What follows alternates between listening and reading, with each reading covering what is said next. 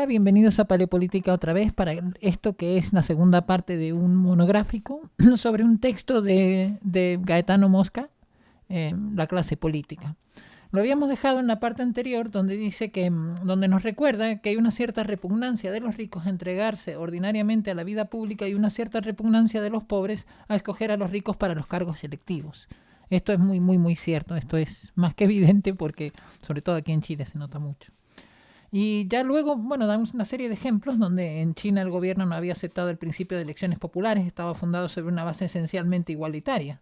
Los grados académicos abrieron el acceso a los cargos públicos y estos grados confirieron por exámenes, implicando un aparente resguardo contra la familia o la riqueza. El caso chino es nada que ver, o sea, ahí ya prácticamente, como puntualiza aquí Mosca, una sociedad muy igualitaria donde los cargos académicos eran los que conferían los grados distintos de nivel, digamos, en el aparato burocrático. También ya luego aquí pasa a otra parte donde dice las creencias religiosas y la cultura científica. Continúa con el análisis de la cuestión, digamos, del sacerdocio, digamos, ya sea de religioso o científico. Dice, en las sociedades en las cuales las creencias religiosas son muy fuertes y los ministros de culto forman una clase especial, se constituye casi siempre una aristocracia sacerdotal que obtiene casi siempre una parte más o menos grande de la riqueza y del poder político. Tenemos ejemplos conspicuos de este hecho en cierta época del Antiguo Egipto, en la India brahmánica y en la Europa medieval. Con frecuencia los sacerdotes que no solo desempeñan oficios religiosos poseen el conocimiento legal y científico y representan la clase intelectual más elevada. Consciente o inconscientemente, las jerarquías sacerdotales con frecuencia manifiestan una tendencia a monopolizar el conocimiento y obstaculizar la difusión de los métodos y los procedimientos que hacen posible el fácil aprendizaje. Se puede en verdad sospechar que a esta tendencia se debe, al menos en parte, la muy lenta difusión del alfabeto demótico en el Antiguo Egipto. Y continúa aquí con una serie, ¿no?, de ejemplos. Continúa diciendo, los druidas en Galia conocían el alfabeto griego, pero no permitían que el copioso caudal de su literatura fuera escrito, obligando a sus alumnos al aprendizaje de memoria. La noción sagrada y la cultura verdaderamente científica, exceptas de cualquier aureola sagrada o religiosa, se convierten en fuerzas políticas importantes solo en un estado muy avanzado de civilización.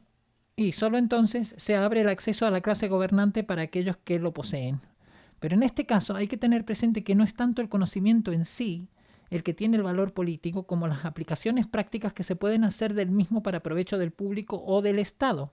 Algunas veces no se requiere sino poseer los procesos mecánicos indispensables para la adquisición de una cultura superior, porque es más fácil constatar y mensurar la pericia que un candidato ha podido adquirir. Interesante, el grado de civilización también indica cómo a medida que avanza en la cuestión evolutiva se va perdiendo esa aureola de sagrado y de religioso. Dice, nos faltan ejemplos en los cuales vemos que la fracción más encumbrada de la clase política, la larga práctica de regir el organismo civil y militar de la comunidad, hace nacer y desarrollar un verdadero arte de gobierno, superior al tosco empirismo, muy importante, y a todo aquello que sugiere la mera experiencia individual. En tales circunstancias se constituyen aristocracias de funcionarios como el senador romano y el veneciano. Hasta cierto punto la aristocracia inglesa, la misma que ha inspirado la admiración a John Stuart Mill y que ciertamente ha desarrollado gobiernos que se distinguieron por las políticas cuidadosamente consideradas y por la gran firmeza y sagacidad en su ejecución. Este arte ciertamente no es ciencia política, pero ha precursado sin duda la aplicación de algunos de sus postulados. Sin embargo, en relación con esto, sobre algunas afirmaciones de que cierta clase de personas ha estado durante largo tiempo en posesión de funciones políticas, creemos que su conocimiento no había servido más que como criterio ordinario para abrir el acceso a las mismas, cuando su posición social no emitiera la exclusividad de sus cargos, que la mayoría de las veces no lo admitía. Y aquí se pone a dar ejemplos, por ejemplo, de soldados que eran a la vez sacerdotes y a la vez cómo podían tener hasta una cierta movilidad social dentro de esto, ¿no? A este propósito debemos considerar dos observaciones. La primera es que todas las clases políticas tienden a convertirse, de hecho, en hereditarias. Todas las fuerzas políticas poseen como cualidad lo que en física se llama la fuerza de inercia, la tendencia a permanecer en un punto y en el estado en el cual se encuentran. El valor militar y la riqueza fácilmente, por tradición moral y material, se mantienen en ciertas familias. la práctica de los grandes cargos, los hábitos y la aptitud al tratar asuntos de importancia se adquieren más fácilmente cuando desde pequeño se tienen con ellos familiaridad. Aun cuando los grandes académicos, la cultura científica y las aptitudes especiales probadas por medios de examen y de concurso abren el camino a los cargos públicos. No se destruye la ventaja especial a favor de algunos a quienes los franceses definen como la ventaja de positions déjà prises. Y en la realidad, aunque los exámenes y concursos sean teóricamente abiertos a todos, la mayoría nunca tiene los recursos para poder sufragar los gastos de una larga preparación y otros muchos se encuentran sin la relación y los parentescos por los cuales un individuo es puesto de súbito en la vía buena y se evita los titubeos y los tropiezos que son inevitables cuando se entra en un ambiente desconocido en el cual no se tiene guía ni apoyo. El principio democrático de elección por un sufragio de bases amplias pareciera, a primera vista, estar en contradicción con la tendencia hacia la estabilidad de la clase política. Aquí viene lo interesante. Pero cabe observar que los candidatos tienen éxitos en las elecciones democráticas casi siempre son aquellos que las fuerzas políticas que ya hemos enunciado y que con mucha frecuencia son hereditarias. En los parlamentos ingleses, francés, italiano, vemos frecuentemente a los hijos, los nietos, los hermanos, los sobrinos, los yernos, los parientes de diputados y exdiputados. La segunda observación consiste en esto. Cuando vemos un país establecer una casta hereditaria que se monopoliza el poder político, se puede estar seguro que un estatus de jure fue precedido por un estatus de facto. Antes de proclamar su derecho exclusivo y hereditario al poder, las familias o castas poderosas debieron tener bien sólido en sus manos el bastón de mando, debiendo monopolizar absolutamente todas las fuerzas políticas de la época y el pueblo en el cual se afirmaron. De otra forma, una pretensión de este género hubiera suscitado protestas y luchas sangrientas. Aquí es donde entra el texto. Hay un texto de Molbach donde menciona la cuestión de Gaetano Mosca y habla en esta cuestión de poder crear una creencia colectiva, ¿no? Creo que Molbach lo llama una fantasía colectiva, ¿no? Como lo de hacerle creer a la gente que la cerveza caliente está buena. Es un ejemplo que creo que sale, Molbach lo cita como que es de Gaetano Mosca. Entre todos los factores que figuran en la jerarquización social, la superioridad intelectual es la que menos relación tiene con la herencia. Los hijos de hombres con gran inteligencia frecuentemente tienen mediocres talentos. Esa es la razón por la cual las aristocracias hereditarias nunca han defendido su gobierno solamente sobre la base de una superioridad intelectual, sino más bien cimentadas en la superioridad de carácter y riqueza.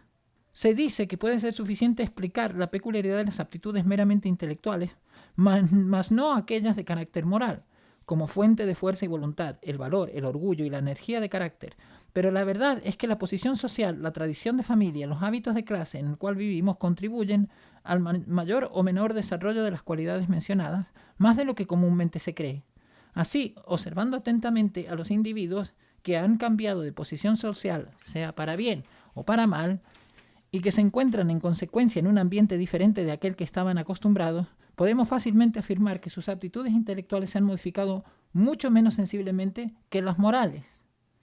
Independientemente de la mayor amplitud de visión que el estudio y el conocimiento aportan a cualquiera que no sea absolutamente un estúpido, todo individuo, sea un simple sectario o se convierta en ministro, que alcance el rango de sargento o el de general, sea millonario o pordiosero, se mantiene inevitablemente en el nivel intelectual que la naturaleza le ha dado. Aún más, con los cambios de la posición social y de la riqueza, podemos fácilmente ver el orgulloso devenir en humilde y la servidumbre cambiarse en arrogancia. Un carácter franco y enérgico, constreñido por la necesidad, aprende a mentir, o por lo menos a disimular. Y quien se arraiga largamente en simular y mentir, puede adoptar una franqueza sediciente e inflexibilidad de carácter. Es pura verdad que quien de lo alto viene a lo bajo, frecuentemente adquiere fuerza de resignación, de sacrificio y de iniciativa. Como es verdad también, en quien de lo bajo se alza a lo alto, se conserva el sentimiento de justicia y de equidad. En suma, si se muta, para bien o para mal, debe ser excepcionalmente temperado aquel individuo que cambia notablemente de posición social y conserve inalterable su propio carácter. Decía Marivaux que para cualquier hombre una gran elevación en la escala social produce una crisis que cura los males que tiene y le crea algunos que antes no tenía. Muy interesante toda esta parte. También habla del valor del guerrero. Ahora pasa al siguiente párrafo, ya que es el último, pasa a los periodos de estabilidad y de renovación política. Una parte ya interesante, ¿no? Donde se pierden, digamos, la línea a seguir. Nosotros vemos que apenas se desajustan las fuerzas políticas, si nuevas fuerzas nacen, si las antiguas pierden importancia o se produce un cambio en su distribución, cambia también la manera como la clase política está formada. Si una nueva fuente de riqueza se desarrolla en una sociedad, si la importancia práctica de los conocimientos crece, si la antigua religión decae o nace una nueva, si una nueva corriente de ideas se difunde, simultáneamente ocurren fuertes dislocaciones de la clase gobernante. Se puede decir así, que toda la humanidad civilizada se resume a la lucha entre la tendencia que tienen los elementos dominantes que monopolizan el poder político y transmiten hereditariamente la posición a sus sucesores, y la tendencia que existe contra la dislocación de estas fuerzas y la afirmación de fuerzas nuevas que producen un continuo fermento de endosmosis entre las clases altas y algunas fracciones de las clases bajas. Las clases políticas decaen e inevitablemente, cuando no pueden ejercer más la cualidad por la cual arribaron al poder, este perdió su importancia y los ambientes por los cuales viven. Así decayó la aristocracia romana, cuando ya no fue más la fuente exclusiva de los altos oficiales del ejército, los administradores de la república, la de los gobernadores de provincia. Así decayó Venecia, cuando sus patricios no comandaron las galeras y ya no pasaron más la mayor parte de sus vidas navegando, comerciando y combatiendo. Interesante, porque aquí ya entra en la cuestión revolucionaria, ¿no? Pero habla, por ejemplo, que es donde entra la cuestión del monopolio del conocimiento o de la dictadura monopólica a través de un conocimiento impuesto por estos cambios, ¿no? Si una nueva fuente de riqueza, también habla de una importancia práctica de los conocimientos, y ahí quizás surjan todas estas de las nuevas dictaduras tecnológicas, tienen base en esto, ¿no? Mas puede suceder al contrario, y sucede algunas veces en la historia de las naciones, que el comercio con los pueblos extranjeros, la necesidad de emigrar, los descubrimientos, las guerras, crean nuevas pobrezas y riquezas nuevas, difundiendo conocimientos ya antes conocidos, produciendo infiltraciones de nuevas corrientes morales, intelectuales y religiosas. Viene el cambio de paradigma, ¿no? Ahí empieza el cambio de los valores. Puede acontecer que, por lenta elaboración interna o por efecto de esta infiltración, o por ambas causas, surja una ciencia nueva o retome el uso de los resultados de la antigua que había estado olvidada, o que las nuevas ideas o las nuevas creencias alteren las costumbres sobre las cuales se fundaba la obediencia de la masa. O sea que aquí ya está directamente cómo describe y cómo hemos pasado a lo que hemos llegado ahora es brillante, ¿no? La clase política puede también ser aniquilada y destruida en todo o en parte por invasiones extranjeras o cuando se producen las circunstancias antes mencionadas. Puede entonces ser desalojadas por el impacto de nuevos estratos sociales fortalecidos por nuevas fuerzas políticas. Es natural entonces que advenga un periodo de renovación, o si se prefiere definirlo así, de revolución, durante el cual las energías individuales tienen un juego libre y algunos individuos más apasionados, más activos, más intrépidos y astutos pueden desde la base de la escala social abrirse la vía hacia los grados más elevados. La diferencia principal aquí, porque claro, muchos van a decir, bueno, no hay mucha diferencia entre lo que está diciendo y lo que está diciendo Marx. Pues es que la visión de Mosca es, contrariamente a Marx, no tiene una visión lineal de la historia. Para él la historia es cíclica. Entonces, claro, él pone ejemplos, él ve la ciencia política como una repetición de ejemplos continuos, ¿no?